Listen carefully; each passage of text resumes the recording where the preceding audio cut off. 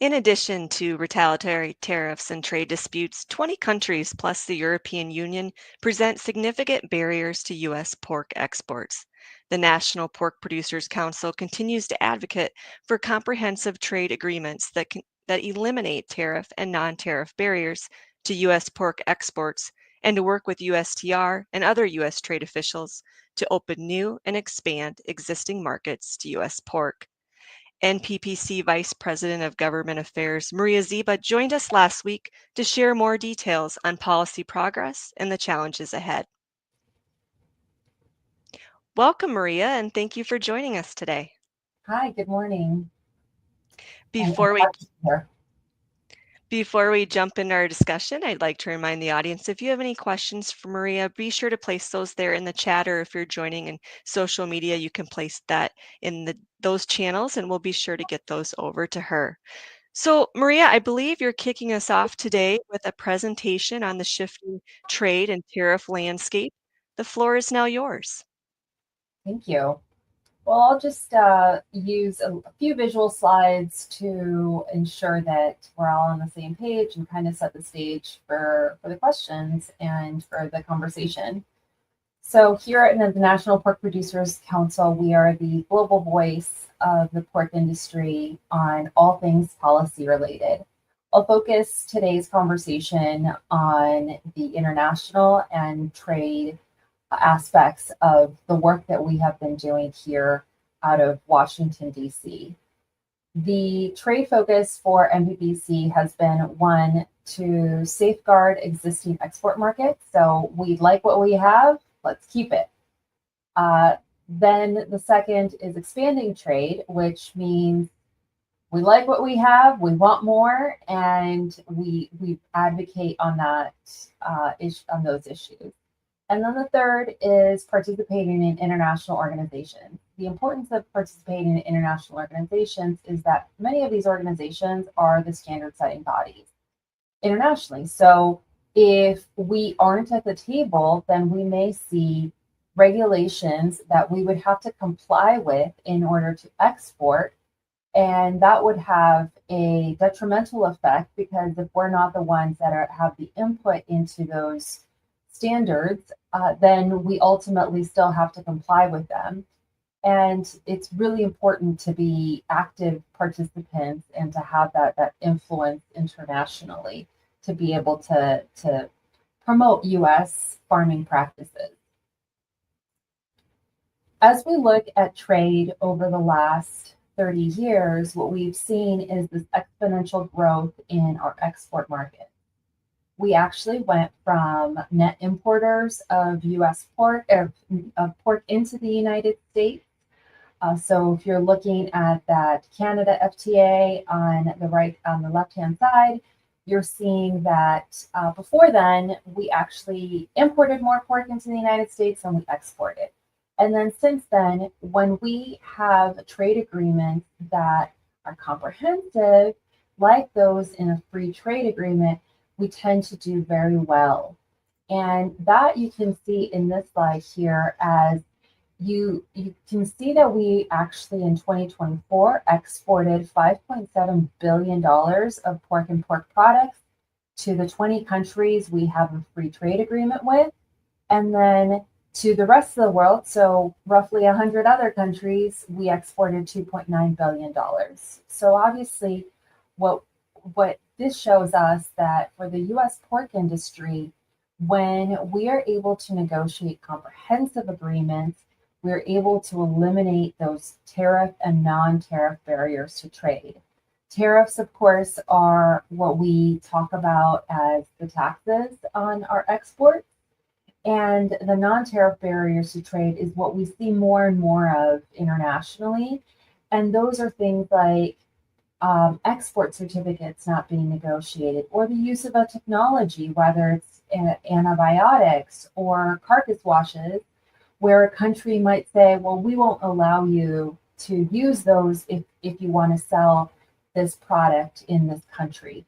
And so that's what we advocate for, is to set the rules so that everything is on a level playing field across all countries, and not having to segregate or have one production style for this country, another production practice for another country for our exports. So we know that we have the highest safety, delicious food, and delicious pork products that we produce here in the United States at a relatively low cost. And that's what we advocate for producers internationally, is to be able to export that product using the production methods that we have. So with all this, we in 2024, we exported $8.6 billion to over 100 countries. And exports account for more than $66 in value from each hog marketed. And that's very important for our industry to maintain that, especially the value from each hog marketed, because it really does help our producers in the long run. Some of the things that we have encountered in the new administration, there has been a bit of uncertainty in the marketplace, in the sense of not knowing exactly what the tariffs will look like. Some of the executive orders that we have seen on tariffs that have had an impact on our exports have been, one, that fentanyl immigration executive order. That's the one where we've seen the tariffs on our products from China, and a couple of products into Canada.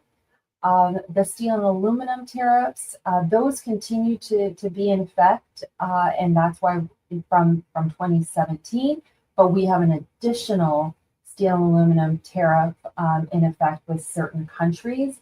Of note, and perhaps of note for us, is South Korea, Japan, Australia are dealing with some of those steel and aluminum tariffs. The reciprocal tariffs is the one that I'll get into a little bit more of. That's that 10% across the board, but also higher depending on the country that you're working with. And then the autos and auto parts tariffs.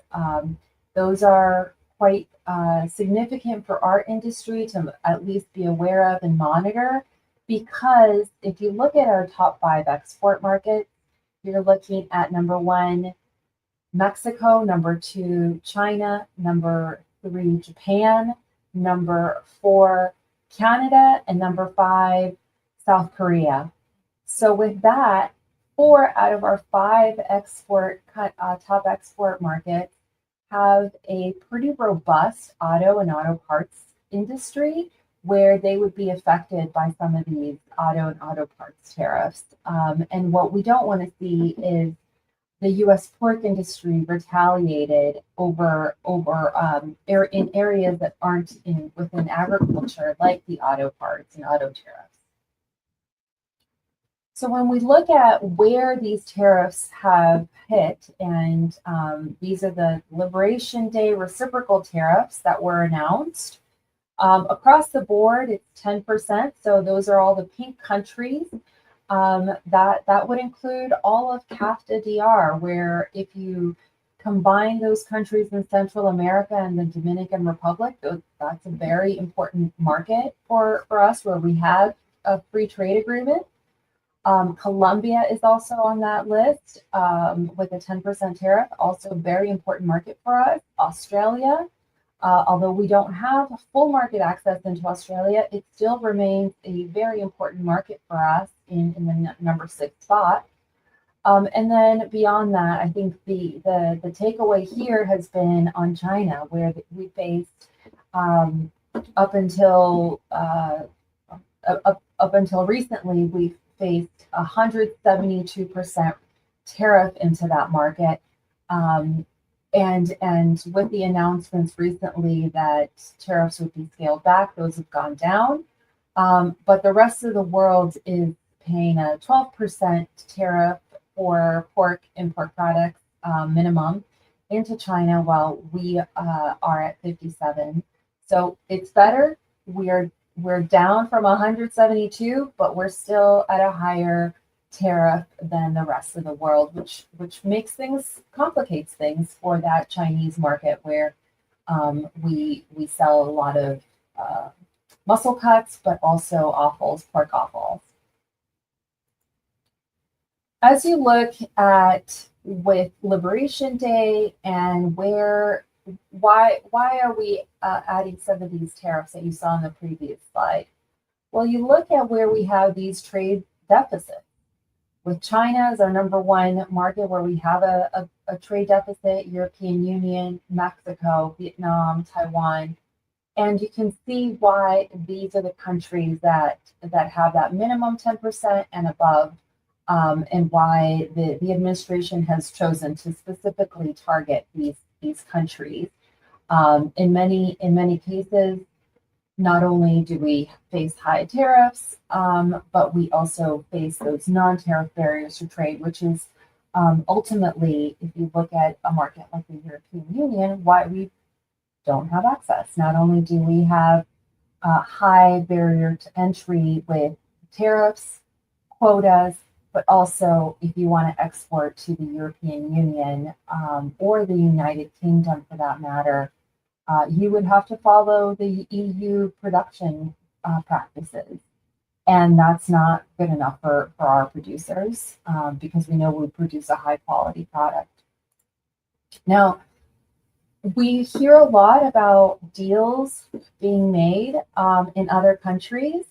The UK deal that was announced recently, that has been an interesting one. We are continue to push the US negotiators for full market access for our US pork and pork products into the United Kingdom. The UK actually imports over $2 billion of pork and pork products, similar to what the United States imports of pork.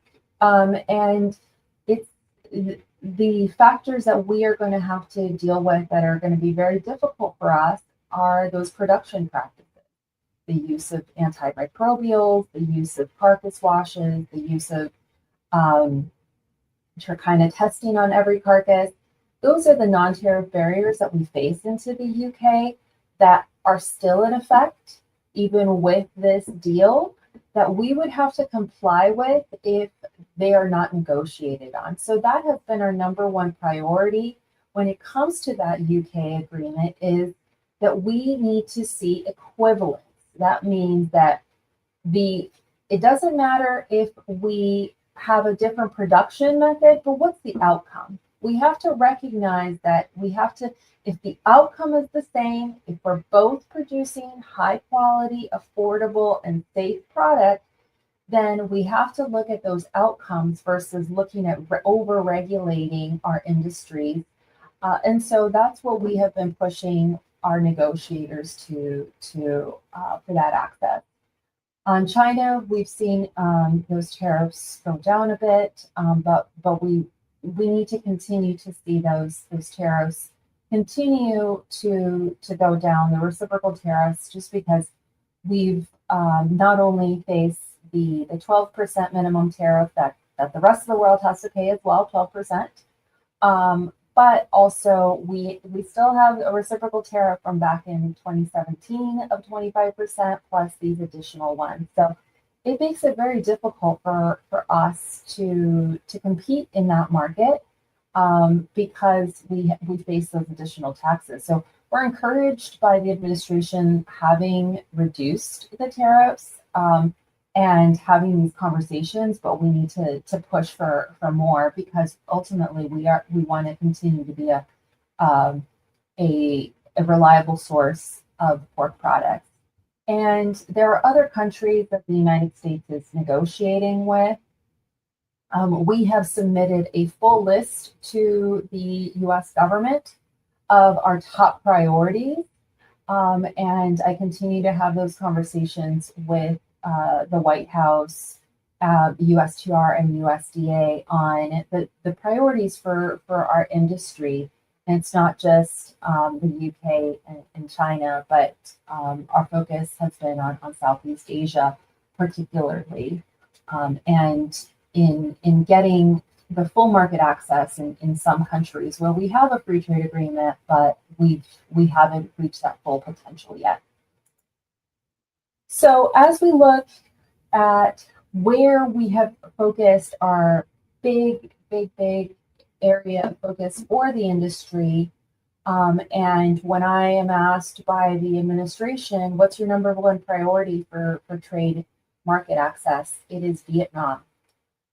We have, as you saw from that previous slide, we have a large trade deficit with Vietnam. As we look at reestablishing the relationship with China, Vietnam creates a unique opportunity where pork is the meat of choice, and there are over 100 million consumers.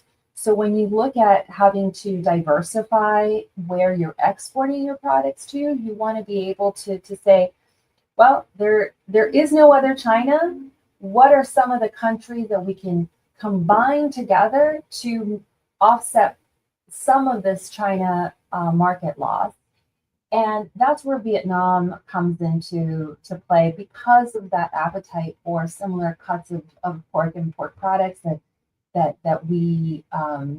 China would diversify from. And so that's where we've been pushing the administration, is for this unfettered market access into Vietnam. We also see that they have rapid economic growth. That creates a great opportunity for us, because if people have more money in their pocket, they start buying more meat.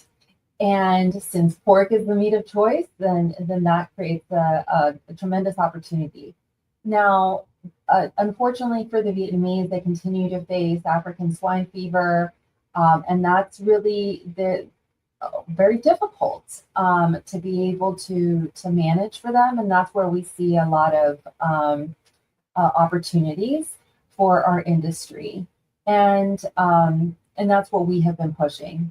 Now, with that, I'm happy to get into the discussion part. Thank you so much for having me on, and I'm very excited to see many of you at World Pork Expo. Happy to engage with you all and have you all at the NPPC tent. So thank you, Anne. Yeah, Maria, that was great. Thank you so much for that insight and perspective. It's really interesting to see those dollars left on the table from not having, comprehensive trade agreements in place with some of those countries, and just digging into all the different negotiations. It's now time for our Q&A portion of the session. I think we have time for a few here. The first one is, are there any other trade issues not getting as much attention lately? There's definitely trade is at the top of mind for not only producers, farmers, and the U.S. economy, and pretty much you turn on any news outlet and you're hearing about trade. One area where I would say we talk a lot about these deals, but we haven't necessarily been hearing a lot about the World Trade Organization. And the United States pays into the World Trade Organization, and we have not paid our dues for this year. There's an ongoing conversation around that. I mention that because the tariffs that we pay, that most favored nation MFN rate, the 12% that I kept mentioning for China, that was negotiated in the WTO. And so it's really important that the United States have access to those tariff rates. And if we were to withdraw from something like the World Trade Organization, not only would we face higher tariffs globally, but the agreements that we currently have are based on the sanitary phytosanitary chapter and technical barriers to trade chapters that were negotiated, not to get too wonky for you all, but essentially it's the handbook. This is the trade handbook, and if we were to withdraw from the World Trade Organization, we would be left without a handbook to follow in the rules. Sounds like a lot of uncertainty there. Let's flip it to the positive. What policy wins has the pork industry achieved on trade? Yeah, so thanks for that question. We've seen a lot of movement and conversations on China. I think that the reduction in tariffs and having the two governments come together has been positive for the industry. But beyond that, we saw earlier this year that the registration on pork plants and processing facilities and cold storage facilities for pork were about to expire. And these are every 5 years that they have to be renewed, for lack of a better term. And what we saw is that this created a ton of uncertainty for our sister organizations and in protein organizations in poultry and with beef, with their plants being not being registered anymore. But with U.S. pork producers and pork plants, we got our registrations for over 600 plants, and we only saw a few hours of those being off the registration list. So that was a very, very big win for our industry to be able to have those plants approved or registered again. For sure, especially as you see, like you mentioned, are the sister proteins, the beef industry is still trying to get some of those registrations renewed, and it's great to hear ours only took maybe just a few hours. Um, there, Well, we you know looked what? at it for a Oh, while, but yeah, we looked at it for a while, but we managed to get in really quick. good. What would you say would be NPPC's biggest request of USTR on trade? Our number one request and ask for USTR is that Vietnamese market access. That is where we see that huge potential for our industry in Southeast Asia, and making sure that when we're looking at markets that are outside of China, where are those opportunities? Southeast Asia creates a tremendous opportunity for our industry. Vietnam is at that top of the list. So we want full elimination of tariffs. We want full market access. We don't have full market access right now. And we want the Vietnamese to make a down payment, which means that we would love for them to buy pork products and make a large purchase of our products to ensure that we have products that are exported. And beyond that, I keep mentioning Southeast Asia, but the Philippines is also right behind that, and Taiwan. So we certainly see a lot of opportunity there. So we'd be remiss if we didn't talk about USMCA, our neighbors to the north and south. Are there opportunities here to strengthen trade as well? We have a lot of opportunities in the Mexican and Canadian government, or in the Mexican and Canadian countries, not only working with their government and their producers, but the area where we certainly need to work together and collaborate on more extensively is on animal health issues and foreign animal disease preparedness and prevention. We have just seen that we have screwworm, which is a trade irritant. The United States does not have this, but it does affect pigs, bison, cattle, horses. And what we have seen is the incursion of this fly into the northern parts of Mexico, causing the border to shut down for live animal trade from Mexico into the United States of horses, cattle, and bison. This is an area where we will need to continue to collaborate, not only on screwworm, but on other issues like African swine fever, which is in the region, in the Dominican Republic, and Haiti, but luckily we've been able to persevere and not have it reach the mainland continent. Now that is an area where we have locked arms with Canadians and Mexicans, and we want to make sure that we continue to have those conversations and dialogues, not only between producers but also within the government. Absolutely critical, and we'll be getting into some of that conversation in our next session on foreign animal disease. Maria Zieba, National Pork Producers Council, we appreciate you so much for taking the time to join us today and sharing your insight. Thank you. I really enjoyed it.